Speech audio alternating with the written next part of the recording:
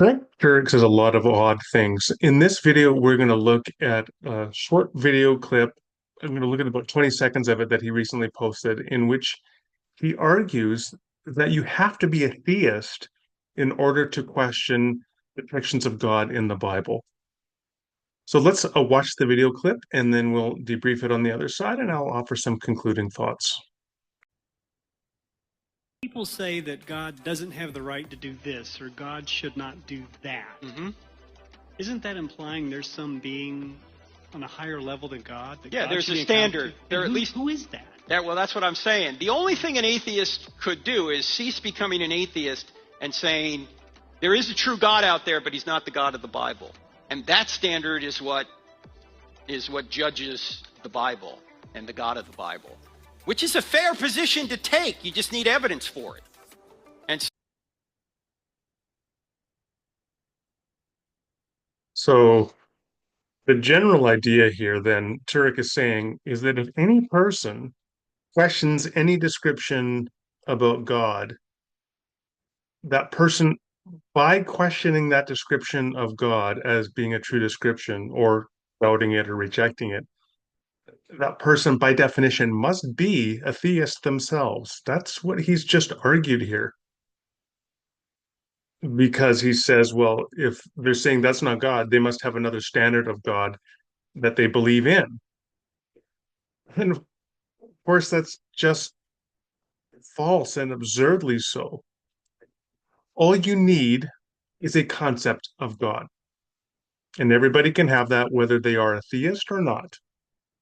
The working concept of God here, typically for most people today, is something like this: God is a perfect being, where perfect or maximally perfect encompasses such properties as being all powerful, all loving, all good, all merciful, all knowing. And that's your working concept. That's like the working concept of God that most people have. It includes, quote unquote, the omnis, right? Like omniscient, omnipresent, omnipotent, etc. So that when a particular claim about God is presented, that person will then judge whether that claim is a viable claim or not based upon their prior conception of what God is or what God would be or how the concept of God is understood. One can do that whether one is a theist or not. So when you read a description of God flooding the earth and drowning everybody because he was really angry at the level of sin in the world, including all the animals, indiscriminately drowning the whole planet, you can say reasonably, well, that seems inconsistent with the concept of God as a perfect being, so I reject that. And when you read about God commanding the eradication of all the people living in Canaan, including men, women, children, and animals, also, you likewise can say, well, that seems inconsistent with the concept of a perfect being, so I reject that.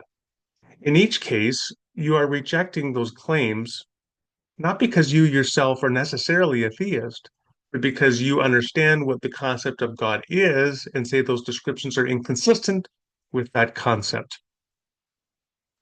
So now I have a question. How is it that Frank Turek could be this enormously confused so as to claim that you have to actually be a theist in order to question descriptions of God? Why would he argue such a thing? Now, it could be that he is just massively a very confused individual and he doesn't know, he just can't think his way out of a paper bag. I'm inclined to think there may be something else at play here as well. And here's a little bit of my conjecture.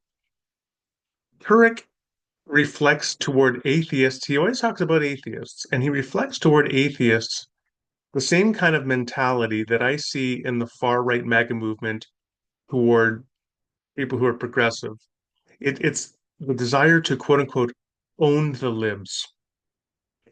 And the way that you own the libs is by stoking frustration, paranoia, fear, angst, anger, and ultimately by showing your opponent, the outgroup, the libs, are somehow fundamentally inconsistent and hypocritical. And you own the libs in that manner.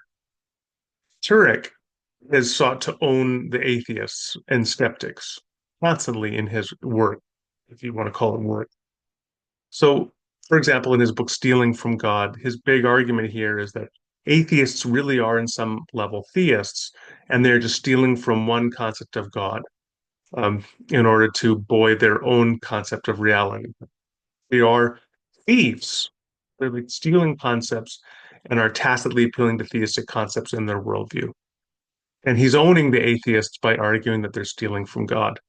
In this clip, he's saying, look, people say they're atheists, but really they are theists. They just believe that there's another God and it's not the God of the Bible.